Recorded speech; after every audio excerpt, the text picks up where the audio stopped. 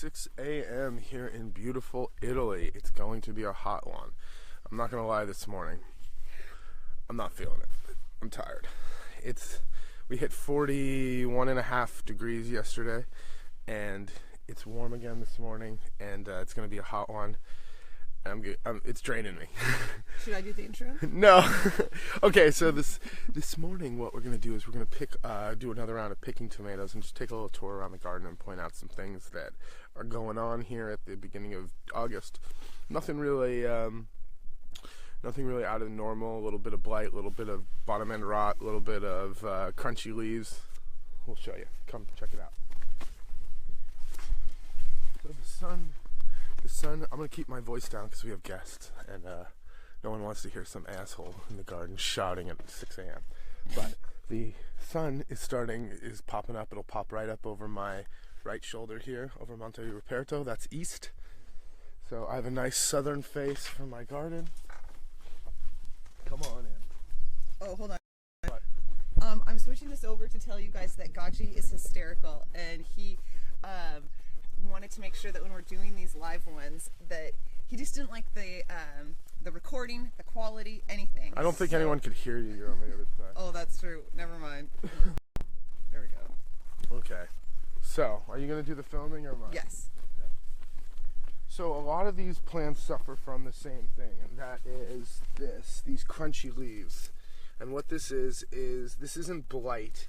This is when the water kind of bounces back up onto the leaves with the mud on it, and the tomato plants don't like that at all.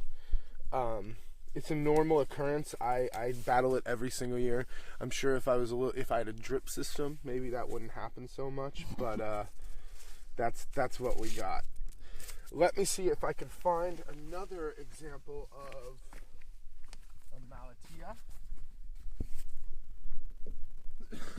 Light has not set in yet, thank God. No, I don't see it. You know why? It's not wet enough.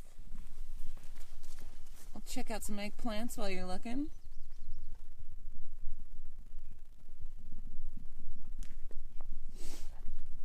Gosh.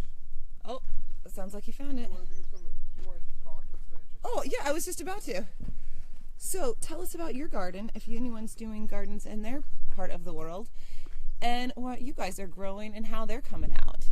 So yes, before we lived in Italy, we never had gardened before.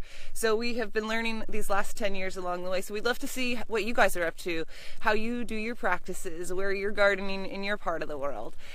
We do the tomatoes in the teepees like we were talking about versus the cages. How do you guys do it? Share your pictures and your garden with us. We'd love to see it. All right, back to Jason.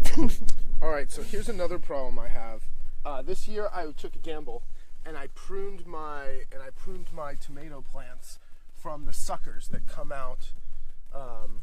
in if you get in.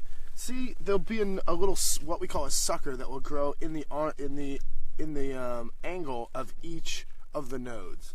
And what I've done is gone by and picked out all the suckers. What this does is it creates a more streamlined plant. However, the leaves protect the fruit from the sun. So, we have a very hot summer. This is what happens. This tomato is burned. It will never turn red. It is mature. If I go ahead and pop it open, you'll see on the inside seed bed is mature. The outside is still... Oh, bummer. And this is burned, literally burned by the sun. So the leaves, what the plant needs is the leaves to kind of cover them and shade them a little bit. If I prune real hard... The advantage to this is air passes through the plant better. The morning dew doesn't sit on the leaves, so I have less of a chance of getting blight or some of the other diseases that the plant gets. Bad news is I rolled the dice and I rolled snake eyes, and we had a hot freaking summer, so it burns the plant. So there you go, bleached out, burned tomatoes. All right, let's try to find some bottom end rot. These have done wonderful. I was just going to say. These are so prolific this year. It's insane. Beautiful tomatoes. So yes, it was over 40 degrees here at our farmhouse yesterday. Hot, hot, hot here in Italy. I'm nervous to go too far down. Okay. I can't find any. If I swing around, I'm afraid we've got some beautiful tomatoes here. There'll probably be some in here.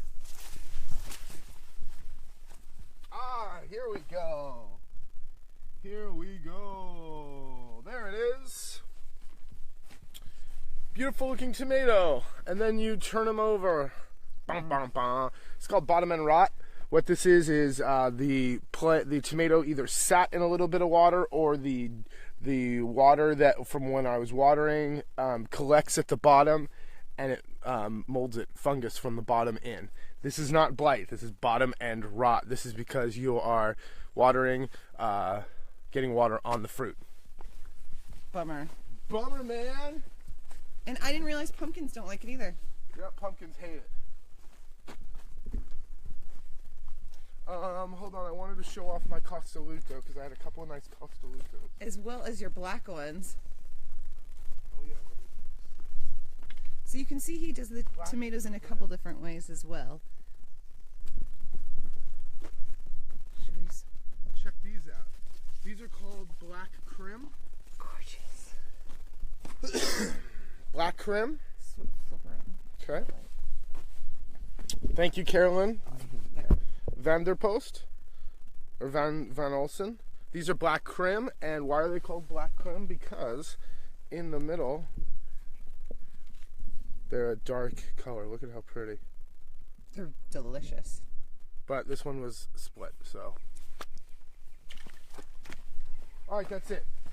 We got to get to work. We have hundreds and hundreds of kilos of tomatoes, and I'll tell them what's going on then. all right.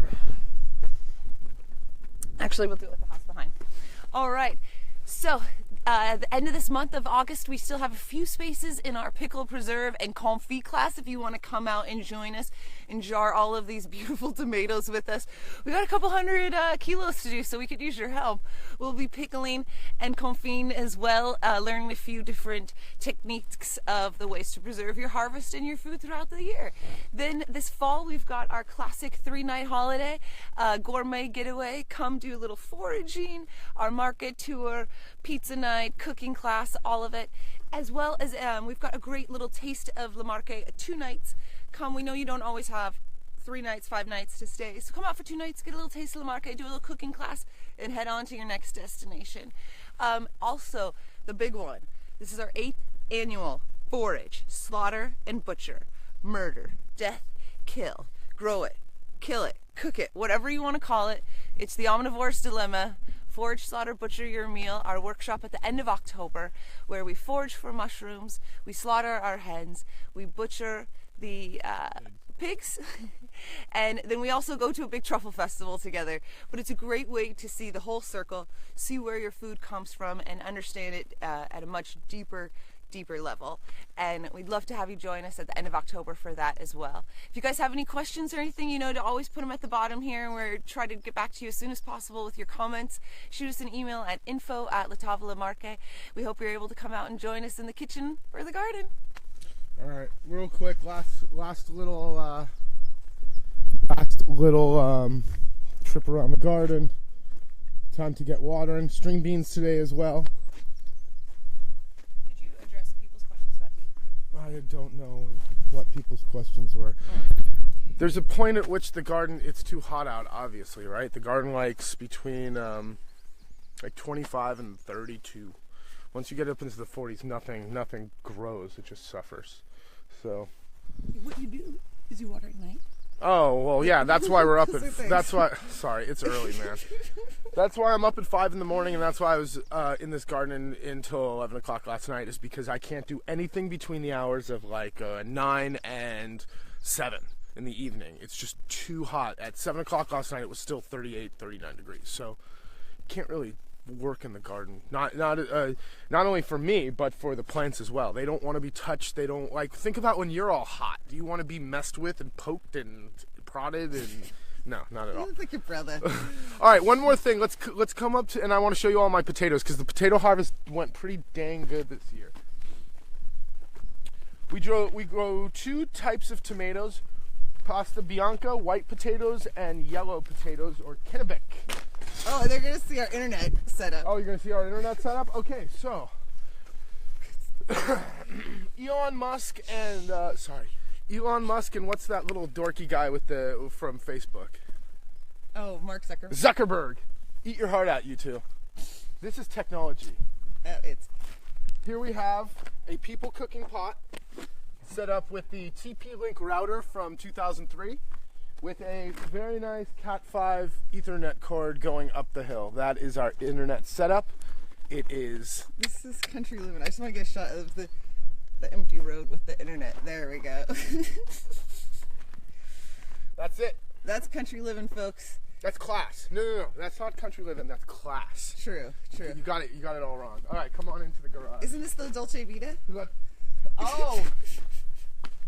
The Dolce... I think my name should be Jason Cucina. Juicy Jason. All right, come on in here. We'll see if we can get it. All right, it's a bit of a mess. Well, this is the first time many people have been in here. It's a bit of a mess, but beautiful potatoes this year. They came out really, really nice. They're all clean, too. Very clean. Very clean. We've got one, Pull two... them forward a little. It's just gets dark and shadowy. Yep. Oh, come on, Alice.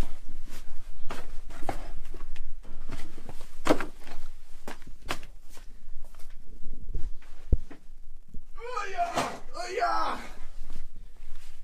You don't have to do it all. Oh, he's gonna. It was so hot. It was so hot picking these tomatoes yesterday and the day before. We'd have to do it in like hour or two chunks. And the worst part is the moles got so many of them. But I think we did good. This is only about half. We've got, I would say, a couple of 100 kilos of potatoes. Most of them look good. Most of them are nice and big. We have a little bit of small ones, but we didn't get them compacted. What do I mean by compacted? I'll show you. When the ground is too firm,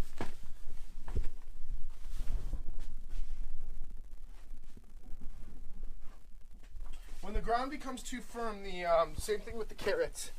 The potatoes become compacted, and you can see how they have all these flat spots, and they tend to be a little drier in consistency versus something like this. See how this is nice and round, the form. That's really what we're looking for. So what happened with some of the potatoes when we pull them out?